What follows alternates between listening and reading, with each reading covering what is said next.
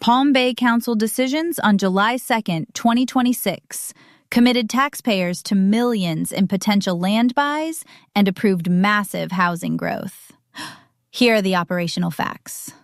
First, the city is moving ahead to negotiate a contract for 135 acres of the Majors Golf Course at Bayside Lakes. The council established an official negotiating range of $8.5 to $10 million, skipping the letter of intent to secure a direct vacant land contract. These parameters require a $100,000 deposit and a 120-day due diligence period. The city is retaining its right of eminent domain if talks fail.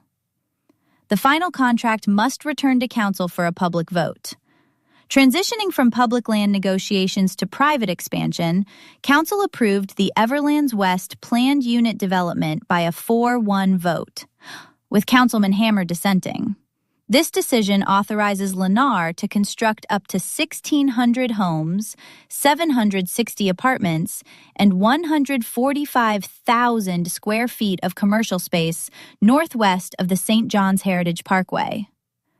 Under the approved terms, Lennar is required to pay standard impact fees, prepay fees by phase, and contribute $1.75 million for a fire rescue quint apparatus at Station 8.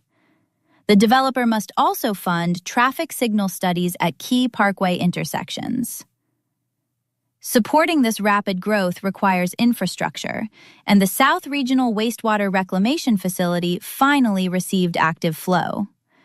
Membrane seeding started June 25th, and the plant processed 428,000 gallons on July 1st. The Utilities Department expects the second basin online soon. However, recovery costs for the sewer plant are rising. A $1.9 million invoice for May will push final costs past the original $2.5 million estimate, prompting the city to execute a completion agreement with Continental Casualty and schedule an August audit. In policy news, the council approved reforms sponsored by Councilman Langevin to standardize Citizen Advisory Board appointments.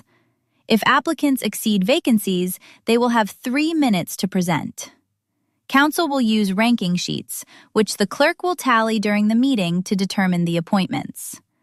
This new format was used immediately to appoint William Price to the Community Development Advisory Board and William Rhodes to the Essential Services Personnel Committee.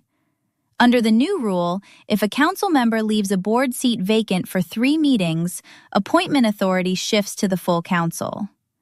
On the surveillance front, Councilman Kenny Johnson has initiated a review of the city's active surveillance policies. Deputy Mayor Mike Jaffe agreed the current guidelines for the flock safety cameras are concerning. Council members will redline the policy individually and return for a formal discussion in late July or early August. In public safety comments, residents raised safety concerns over the chemical release at Far Chemical that triggered a shelter-in-place order. Fire Chief Richard Stover confirmed Palm Bay and county hazmat units responded, and the Coast Guard is leading the federal investigation. Council voted to adopt the Brevard County Comprehensive Emergency Management Plan. Council approved a $689,000 design contract for a roundabout at Malabar Road and the Parkway, and applied for a DeGroot Road sidewalk grant. On charter officer reviews, Councilman Johnson is pushing for written evaluations, while Councilman Hammer prefers verbal, face-to-face discussions. That is the operational breakdown of the July 2nd meeting.